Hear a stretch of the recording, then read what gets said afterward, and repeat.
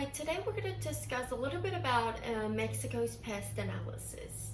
Mexico's main political development is in relation to main political party stability and friendliness and to international businesses such as their potential confiscation. Mexico is affected by both local and national government, which unfortunately does not help very much, hence its poverty line. Businesses are impacted greatly by both levels of government, and the success rate of each one does not improve.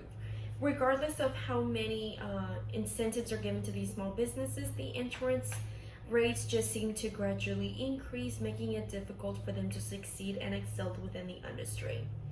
Mexico's framework of its government is framed by a federal presidential representative in a democratic republic whose government is based on a congressional system. Therefore, having a president who is both head of the state and head of the government. Politicians in Mexico are susceptible to bribes for personal growth. This makes it 10 times more difficult for the population to succeed.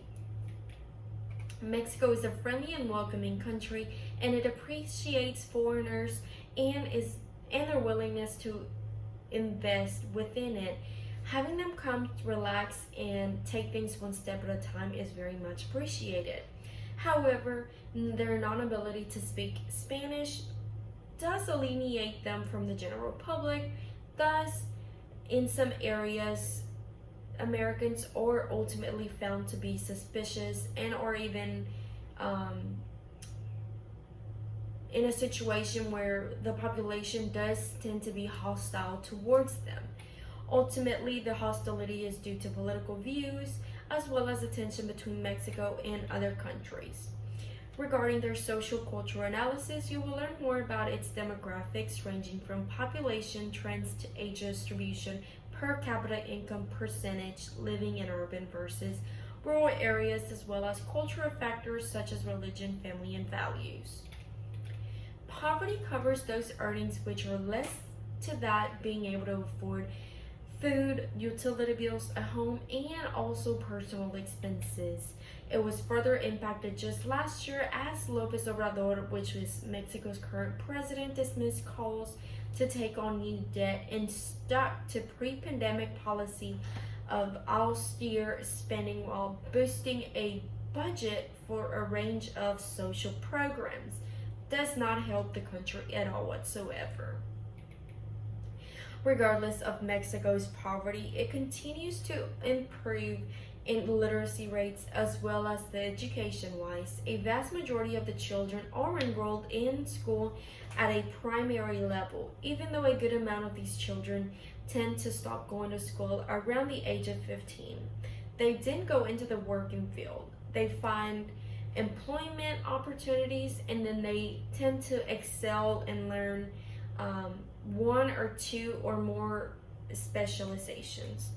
Ultimately, Mexico's most spoken language is Spanish, and more than half of its population is found living in urban areas. However, those that do live in rural areas or struggle to find employment opportunities, primarily because of the fact that they do not continue their education past entry-level school such as junior high.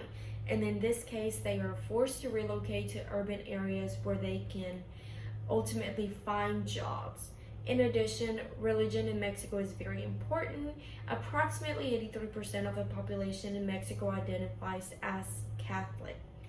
Latinos are religiously observant, and compared to the general population elsewhere, attending religious services is very common and frequent. It is viewed to be a very important factor in the lives and ties in the family factor.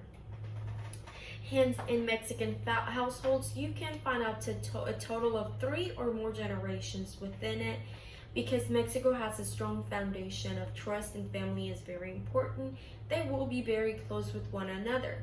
Mexican families, because they are so big, tend to have large numbers of family members, and they have the biggest, if not the most outrageous in a really good way, festivities, and get-togethers. They are quite fun, and the entire family and community members literally gather all at once to have a good time, should I say so.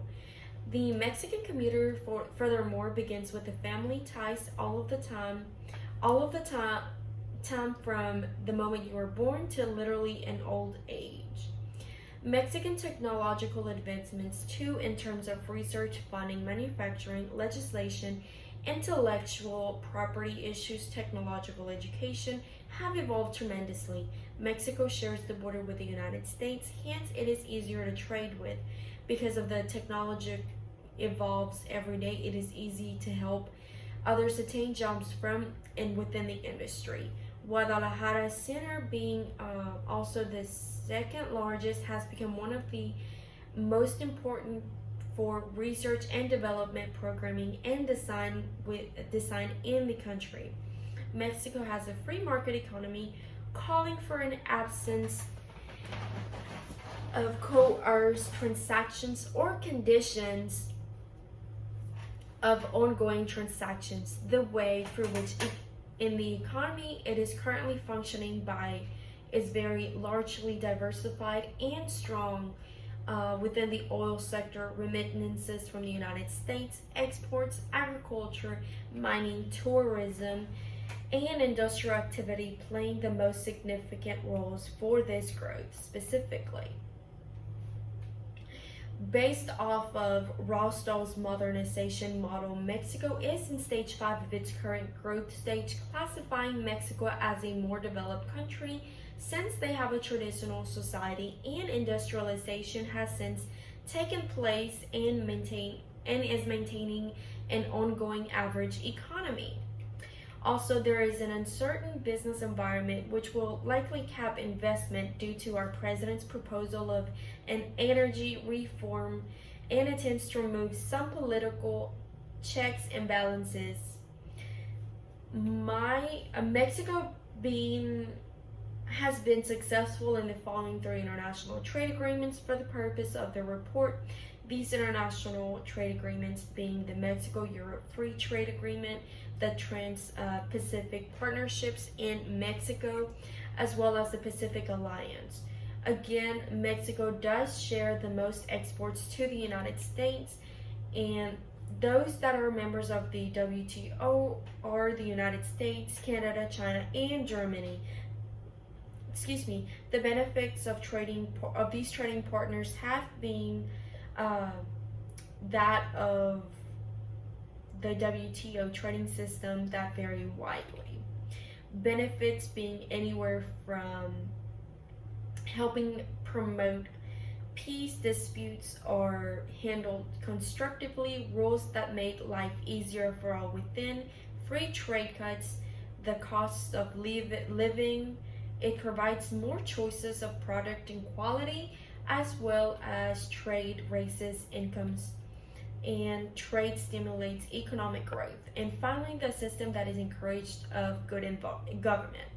Furthermore, if I were a multinational company, I do not see fit for me to invest in Mexico. There are many risks that entail a successful investment, such as bribery and corruption, organized crime and terrorism, and politics, of which Mexico is a federation with a presidential system of government.